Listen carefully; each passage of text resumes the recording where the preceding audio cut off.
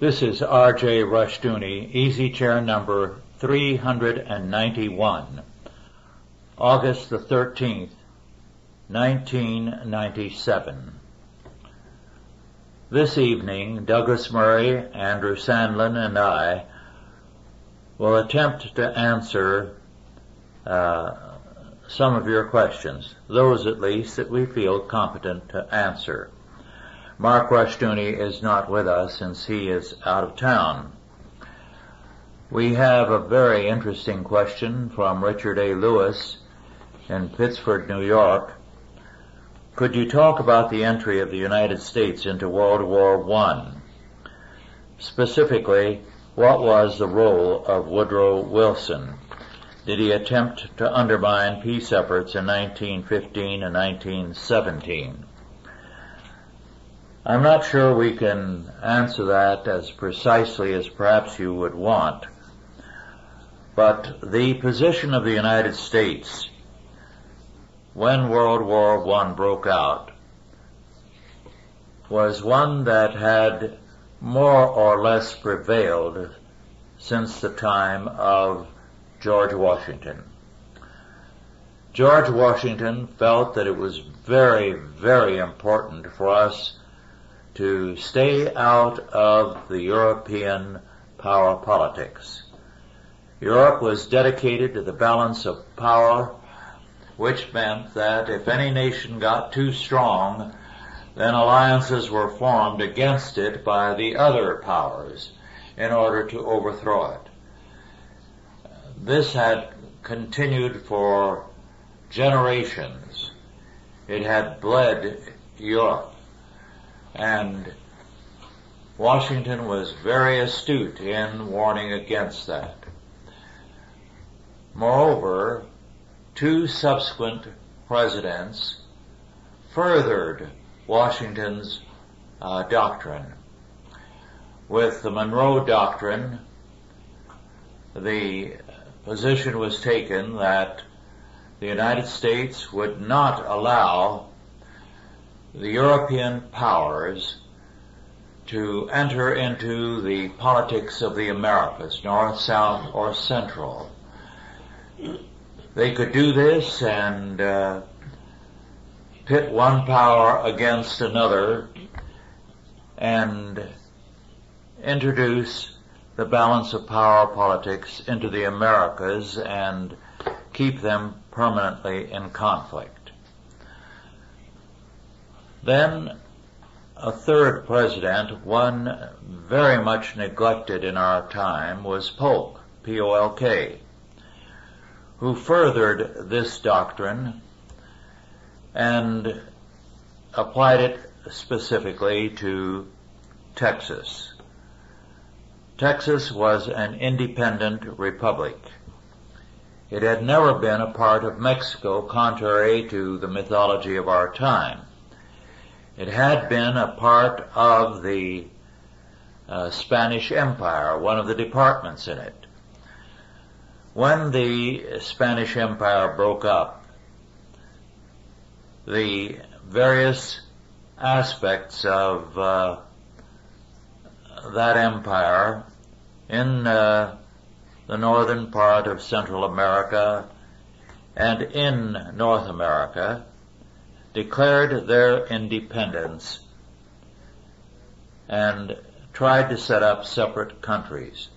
Only one succeeded because Mexico continued the imperialism of the Spanish Empire, only not as kindly as the empire had been. And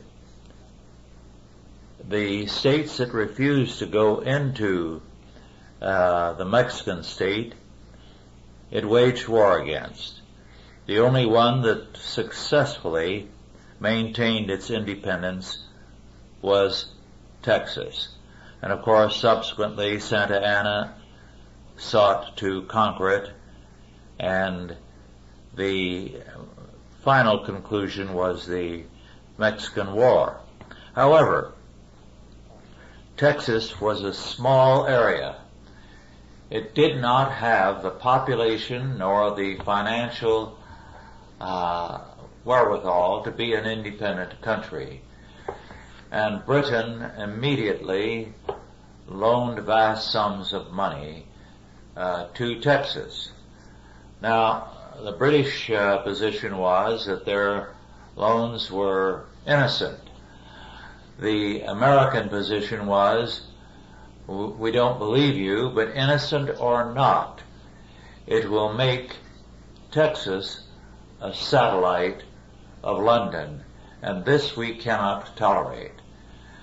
So Polk annexed Texas, and he insisted that no American state could become in any way a satellite of the European powers. Thus, the United States took a very, very strongly pro-freedom role in regard to South and Central America. This is not to say that we abided by it perfectly. In the era before World War I, of course, we did interfere with Spain and Cuba and the Philippines, and we sent the Marines into various Caribbean and Central American countries with some independent ideas in mind. In other words, we were going to help various companies. However, at the same time, in some instances, we did a great deal of good for those countries. In fact, what little there is in the way of improvements in one or two of those countries is still a relic of the Marine occupation. Well, the overwhelming opinion, however, of the American people was that they did not want involvement in Europe. A great many of the peoples in the United States were refugees from Europe. They came here to escape the draft because they felt the powers in the various country were ruthlessly using them and sacrificing their lives for their political gains. As a result, they were bitterly anti-war, anti-Europe.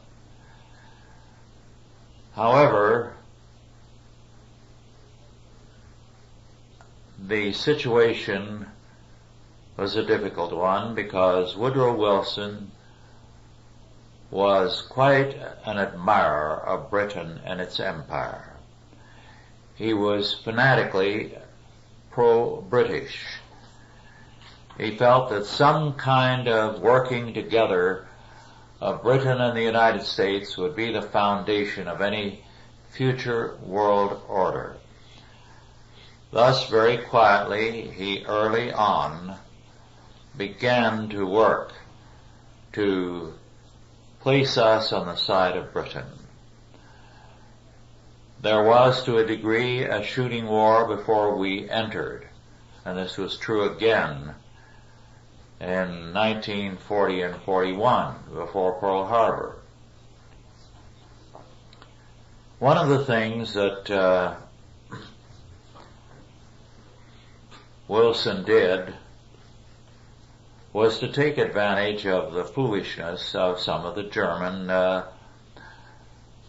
representatives. For example, the German embassy in Mexico did indulge in some very stupid things aimed at America, at the United States, partly in response to what they knew Wilson was doing, but all the same it was the height of folly, and it was grist for Wilson's mill to arouse the American public. Now, there's another aspect here. We have, in recent years, been spoken of as basically a British country in our composition. In other words, that the major group in the United States is of British descent. Well, that is true and not true. It is often stated that it is of primarily English descent, and that is clearly wrong. It is British, but the Scots at the time of the War of Independence outnumbered the English by more than 2 to 1. This was as one British agent reported to London, a Scotch-Irish Presbyterian rebellion that the colonies were putting on. Then, too, the German population was very, very high. It was a factor before World War I and before World War II. The German population wanted no involvement. Now, before World War II, some of them were, a minority, definitely, pro-National Socialist. But the basic German position was, we don't want involved. This was the position of all the other groups that had come over here. The Germans constitute, according to most scholars, 13% or 12%, as against 13, maybe 14% who are English. That's not altogether accurate. One of the things we have to realize is that there always have been lazy people in the government bureaucracy. At Ellis Island, as the immigrants would land, the clerks would take down their name and spell it out as best they could, but there were lazy men in the lineup there who would look at someone and ask him his name, and he'd say, Makatichan. And they'd say, what? Your name is Smith, or something like that. They would do this with Germans, with Armenians, with everybody. They just simplify it and say, you'll never get along with that name here. A lot of Schmidts became Smiths, a lot of Muellers became Miller, and so on. And this has distorted the perspective. If you look in any phone book and see all the Millers, for example, and you were to check on them, you would find that a fair percentage of them were Mueller originally, and their name was changed when they came here. So there was a considerable sentiment, both in World War I, or before World War I, and before World War II, against any kind of intervention. The ground being, this is something special. The United States is not involved in the centuries-old battles and conflicts of Europe. Let's stay out. But Woodrow Wilson did have messianic dreams. He was going to be the world's savior, make the world safe for democracy, as he said, create a one world order, the League of Nations. He was going to end war. So he was determined to get into the war to make a name for himself. Now, let me add this, and I'll turn the mic over to the others. This has been the insane dream of the 20th century. Woodrow Wilson was not alone.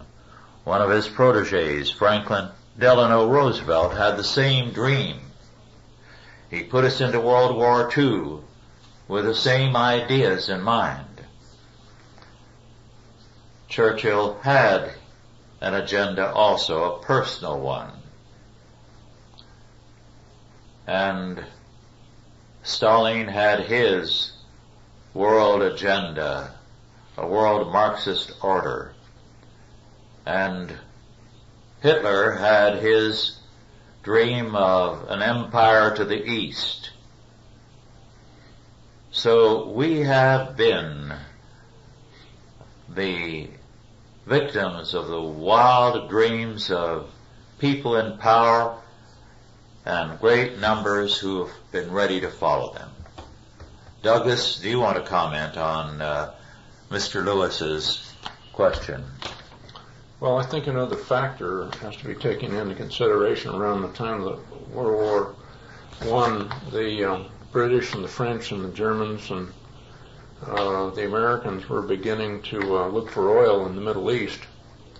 And I think the futurists in the industrial sector here in the United States, taking a look at Henry Ford's assembly lines and looking forward to the mechanization of industry as well as the mechanization of personal transportation here in this country, we're concerned that the Europeans, particularly the British, might get a corner on the oil market. And I think that's perhaps another reason why they wanted to get involved in European politics. The British were, at that time, were quite proactive in looking for oil around the world, and I think that's probably another reason they were looking at the dollar sign as well. Andrew? I'll just mention quickly, Rush, we didn't point out that Woodrow Wilson was the son of a Presbyterian minister, and he himself was president of Princeton College at a time when I think it would be fair to say, Rush, it was starting to be riddled with liberalism. Of course, then there was, a few years later, the reorganization of the seminary. So he was probably what we would call in general a bland, liberal Presbyterian whose religious views definitely influenced his political views. Yes. One thing I want to pose a question before we go on real quickly, Rush. I know you speak so much about World War I. Would you mention just briefly, from your perspective, some of the fundamental changes in the world generated by World War I, how the world was different after World War I than before? Yes. The end of the humanistic era, with the state as the Messiah, as it were, began with World War I. To this day, we have very, very few accounts of how horrifying a war that was, how bitterly it was fought, how terrible the casualties were. I forget the name of the historian, but a book, The Rites of Spring, R-I-T-E-S, is a grim and horrifying account of World War I, how young men went to battle with dreams of glory, how the first Christmas in the trenches, the British and German soldiers stopped, came together with their food and sang carols together, but that never happened again. The war became grim and murderous. It became an incredible nightmare. The area on the Western Front had one of the wettest years on record, and it was nothing but mud by the foot in depth and more. The stench of rotting bodies was around all the men. The real story of that war has rarely been told. It is a wonder that more of the men did not go insane, but only a handful did.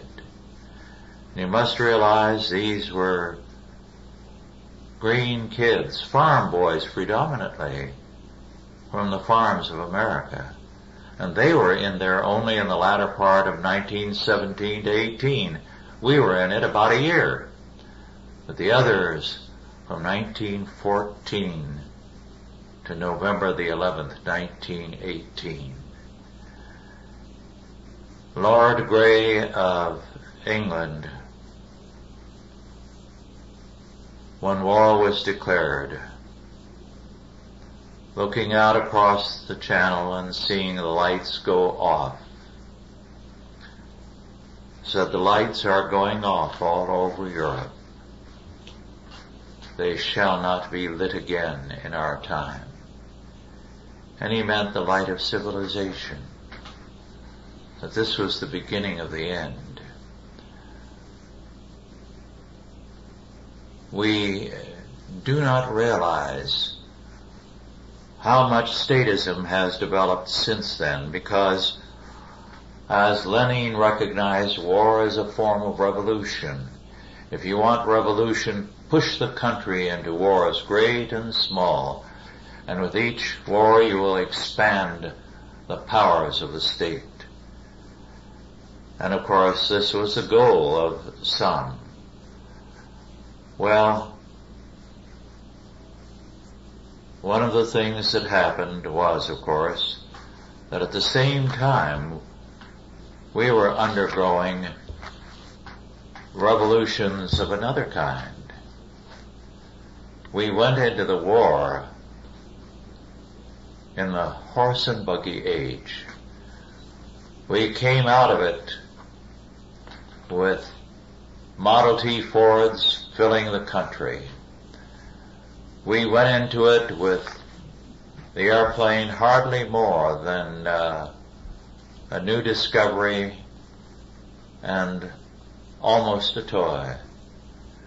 After a year or two of war, it became an important weapon of war. The world changed. We went into it a rural people and came out an urban people, totally changed. We still had a rural outlook, rural roots, until the end of World War II, by which time we were predominantly an urban people. As a rural people, the old-time religion was still very strong among the American people, and it changed with the war. You had very quickly what was known as the flapper age develop. The Roaring Twenties, a time of bootlegging and gangsters. Now, compared to today, Chicago was a tame place under Capone. Fewer murders in a year than are now commonplace in a month or less. But at that time, the whole thing was a shock to the American people. They had grown up in an atmosphere where in much of the country you never locked your door, where people came by the millions to the United States and quickly got ahead because they all went to work. Within a half a dozen years at the most, they had accumulated enough money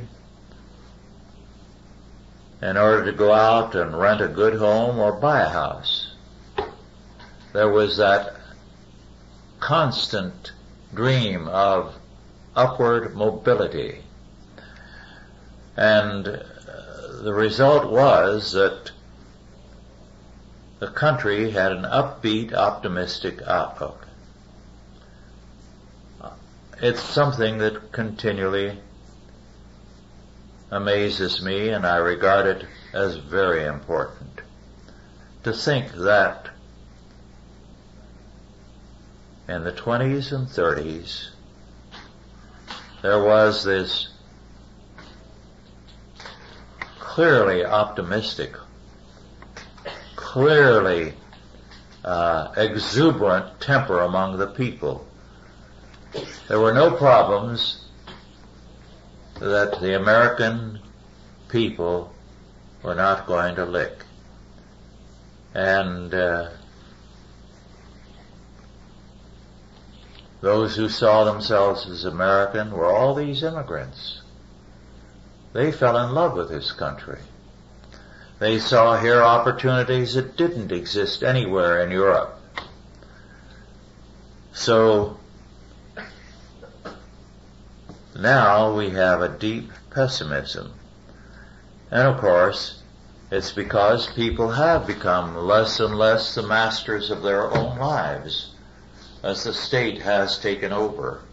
There's one important aspect of the First World War. I wonder what you think, what the effect was of the demise of the monarchies as far as running the countries in Europe. Most of the monarchies were replaced by national legislative bodies.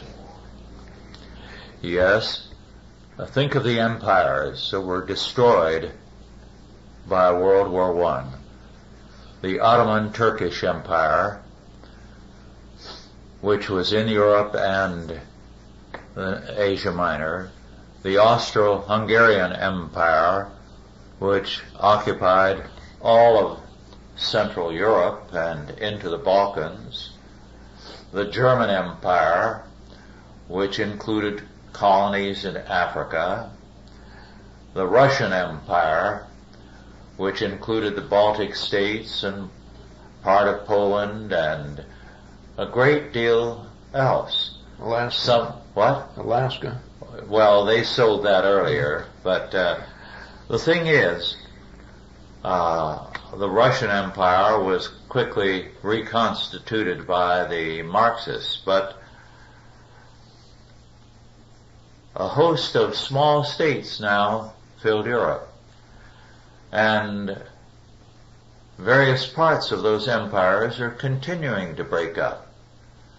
The Russian Empire, the Austro-Hungarian Empire, the Czech Republic, and has broken away from what was Czechoslovakia, and Yugoslavia was a combination of several countries, and it has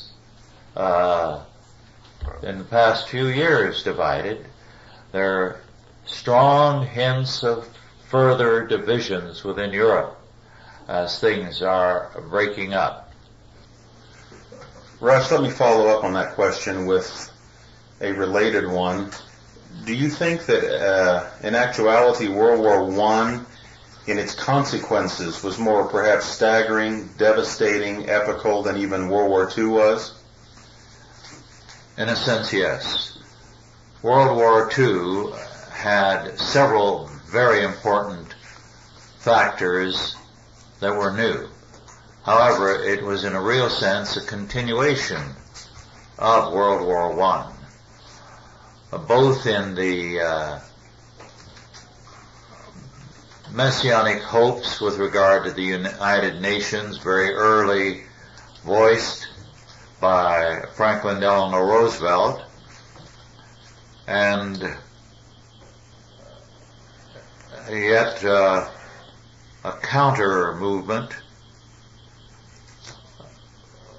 Stalin was going to use World War II to further world revolution.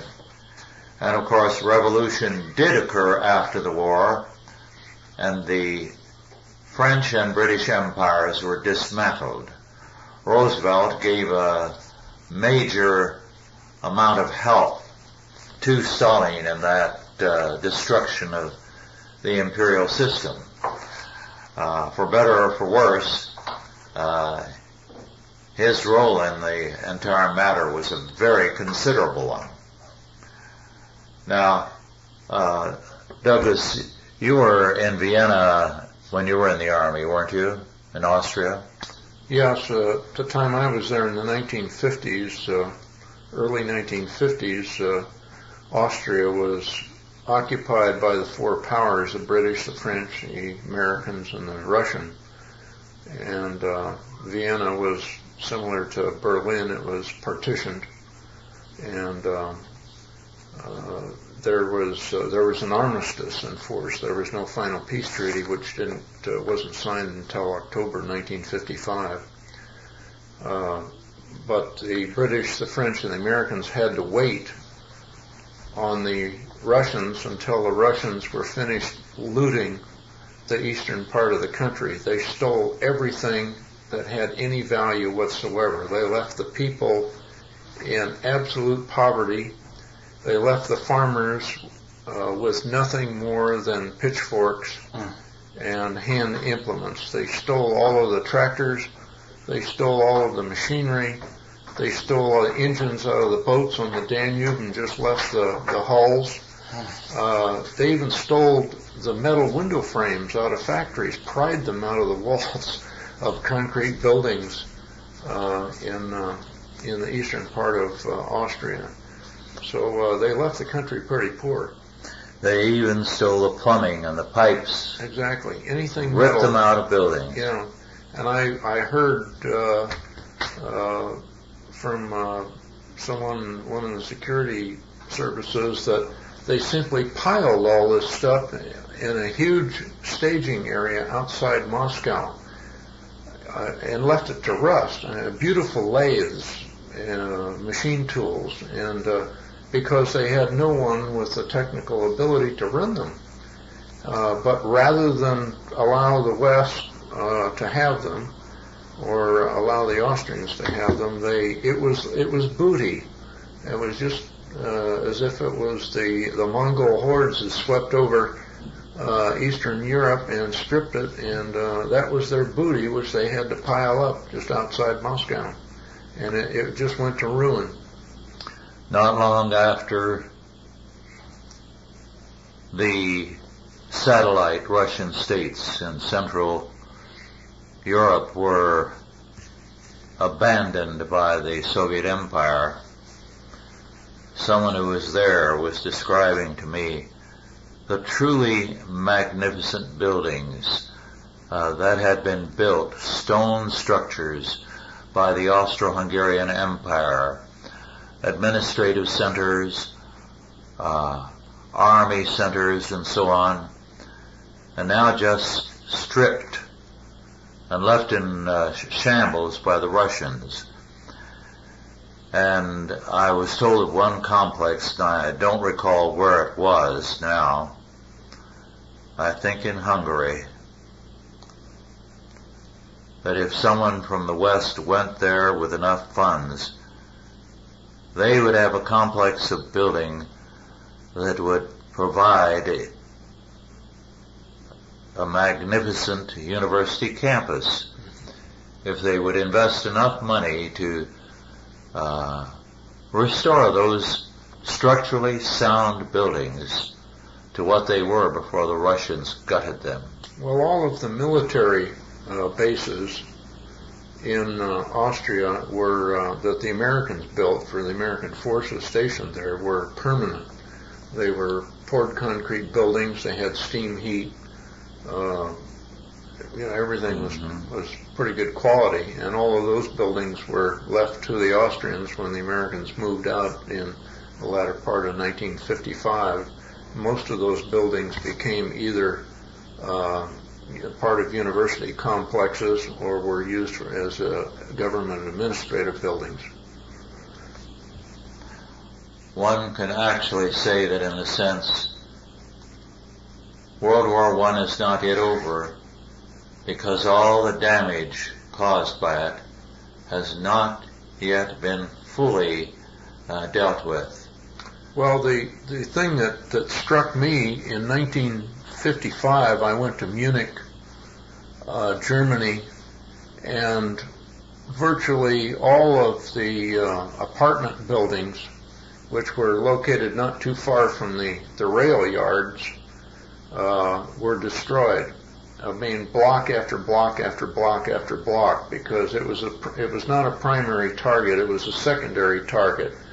But the bombers returning to Italy that were bombing targets in southern Germany that were of strategic value, such as factories and that sort of thing, in what are called the Bavarian states of southern Germany and northern Austria.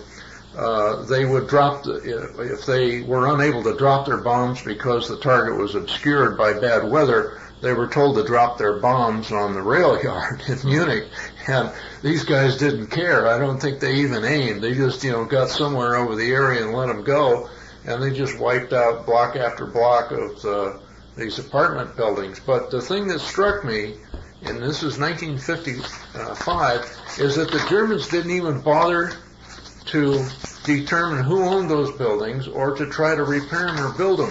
They just went over to the edge of town and built a whole new city.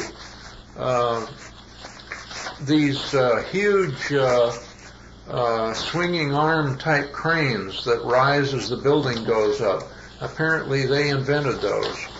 And there were dozens of them putting up brand new high-rise office buildings on the south side of Munich, Germany, and it was just the vitality of it. I mean, they were building a whole new city rather than taking time to try to rebuild the old part and find out who owned them or do any repair work on it. They just needed the new office buildings to get going in a hurry. That is the thing that struck me about it.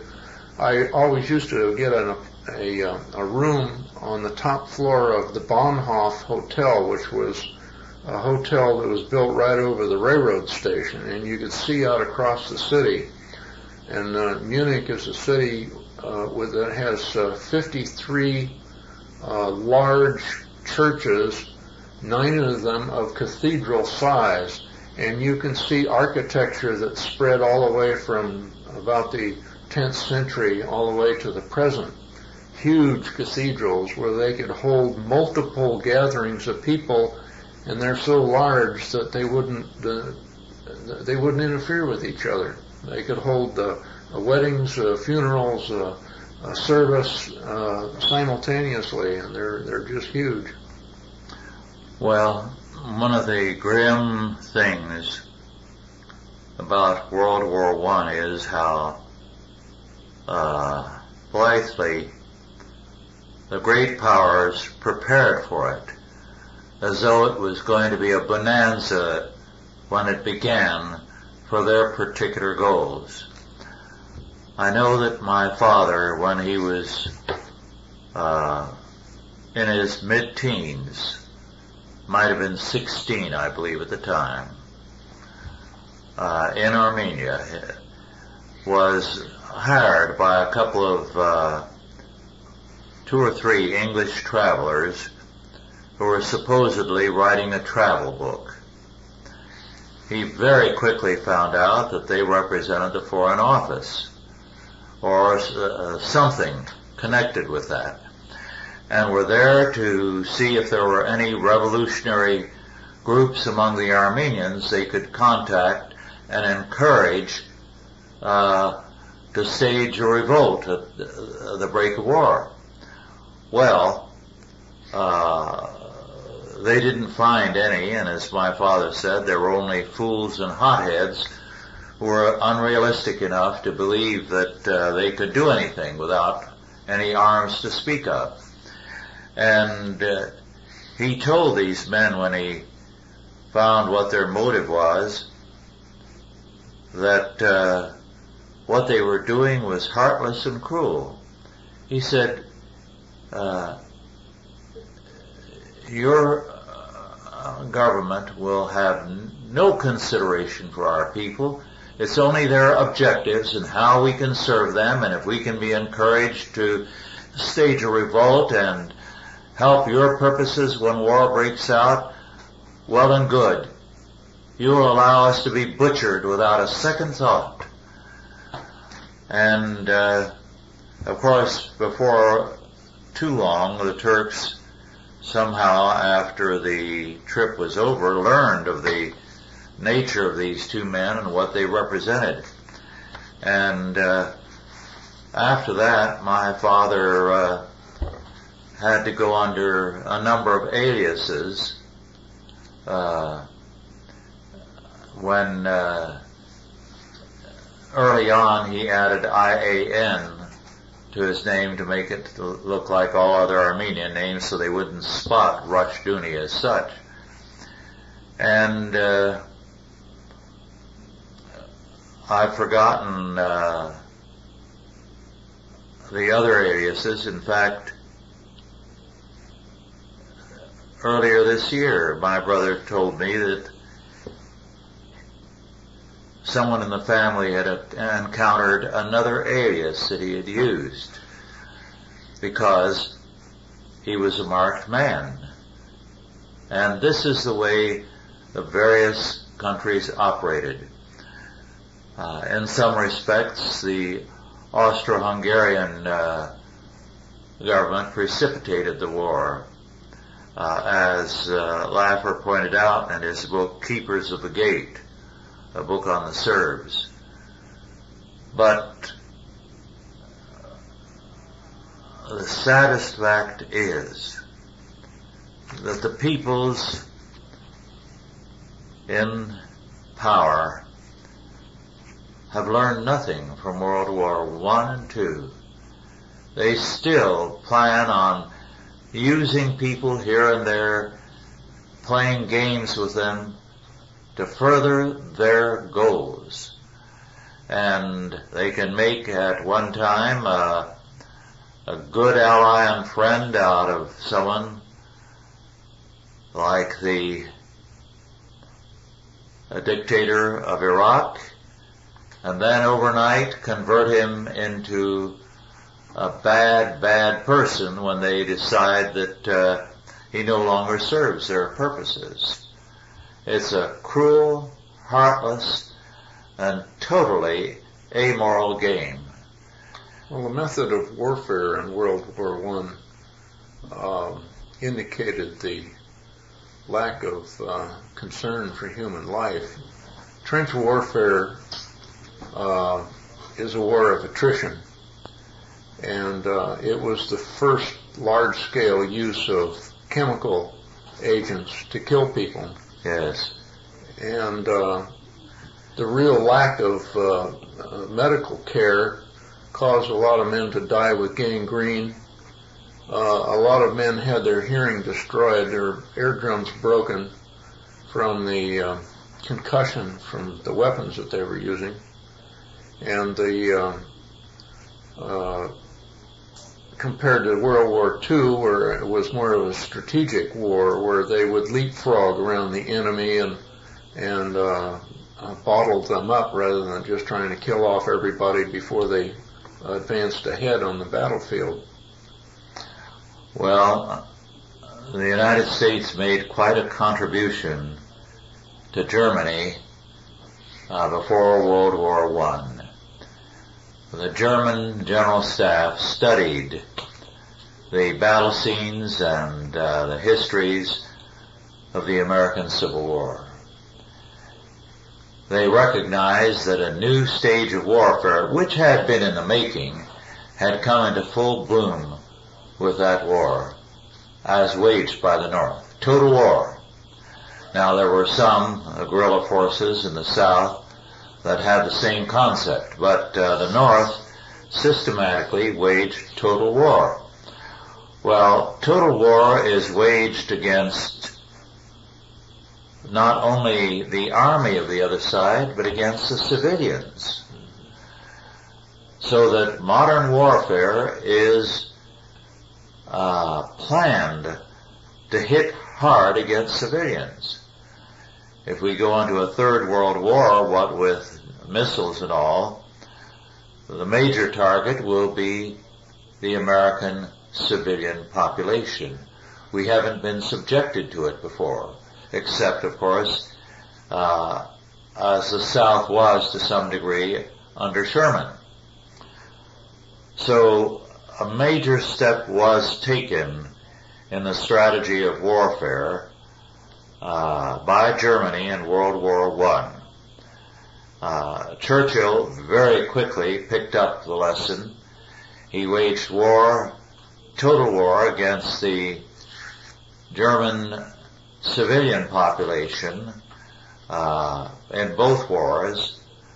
One of the key figures was a blockade of food, a destruction of food sources in order to starve the population into submission.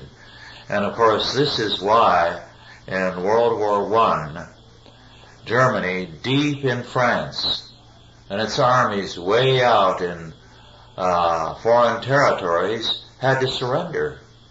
It was near total collapse for lack of food. And the average height of Germans dropped 2 inches after the war because of the hunger experienced and its effect on children who were conceived and born in that era. So it was a very, very grim thing. And we have yet to see how far that grimness can be extended. If there is a third world war, and it's not unlikely, especially with our absurd and insane foreign policy, it's really the arrogance of these leaders who are convinced that they will not make the same mistakes from the past. Yes. And every generation keeps doing this through history. One of the worst things is that our propagandists keep attacking the military as though they are lusting for war. And I've known a few top military men in the United States, and I've talked with them, and one of them expressed it most plainly when he said, "It is idiocy to think that we who are generals are itching for war. There is nothing that destroys more military reputations than a war. Most of the generals are going to wind up as losers.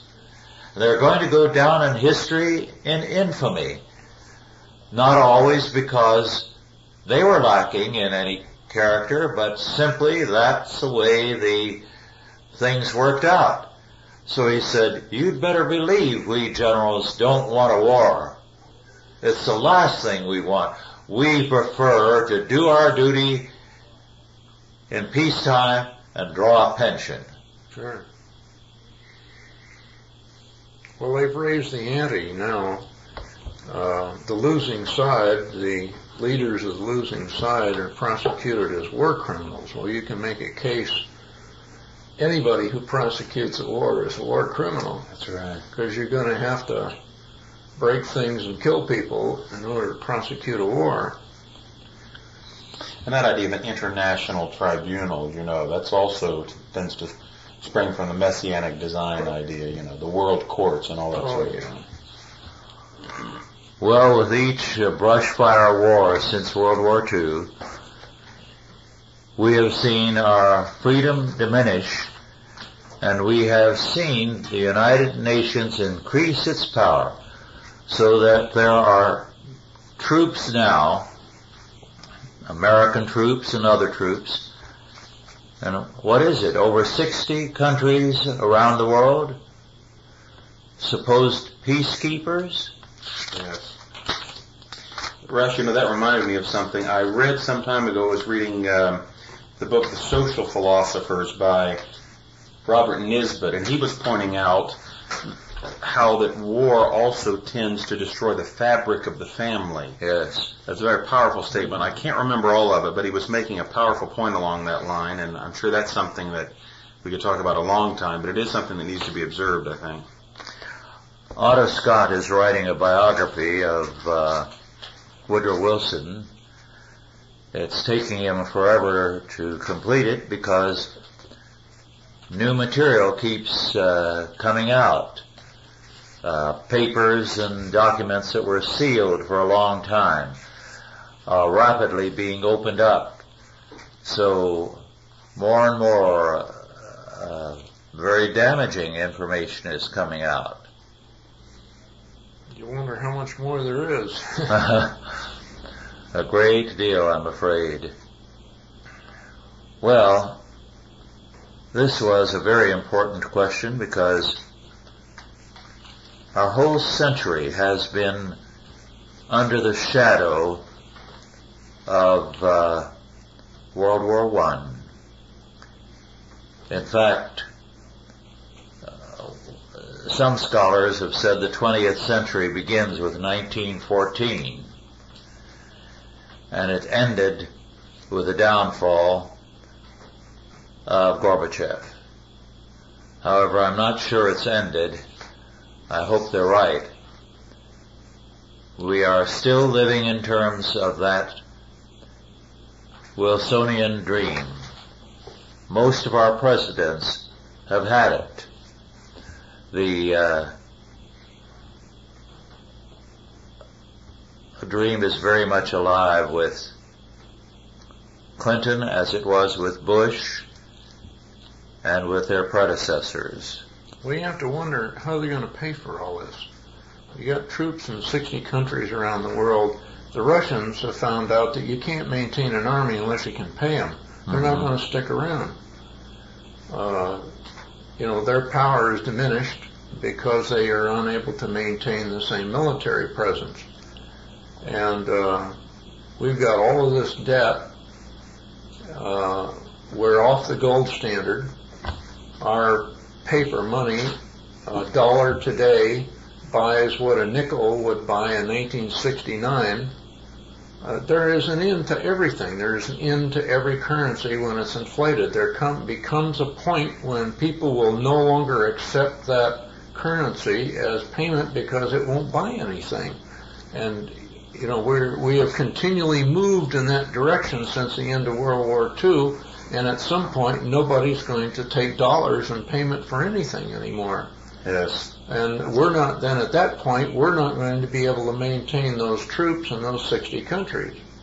It's like a game where we're going to be left with a joker here pretty soon because when the money runs out, the entire system will collapse like a house of cards. It cannot go on forever, despite what the people think. Wall Street, the stock market cannot continue to go up forever. The Japanese found that out recently. The Germans found it out, and they had a tremendous blow-off of inflation immediately after World War I, the early 20s. We found out that the stock market can't go up forever in 1929. The arrogance that history will not repeat itself, it just astounds me that intelligent people, that there are people out there who still think that they're going to reinvent history. Yeah. Well, this has been, as G. Eliot pointed out about 1959, the bloodiest century in all of history, with a higher percentage of mankind having perished already due to war, mass murders, famine, slave labor camps, and so on and on. And it isn't over yet. Well, I think the excesses of Marxism killed more people than all of the other causes combined. You recount the millions who died in the Ukraine under Stalin, the millions that died in Southeast Asia, the millions that have died in Africa, all at the hands of Marxists who feel that the only way to get control of a population is by killing them. One of the consequences of World War I was the massive uprooting of many peoples. Now, of course, I come from an Armenian background, and there were 3 million Armenians in historic Armenia. According to Walter Marshall Lang, 1 million was left of the 3 after the massacres. Well, our time is up. Thank you all for listening. Do send your questions. We do enjoy receiving them, and I'm sorry we can't always answer them. Thank you, and God bless you.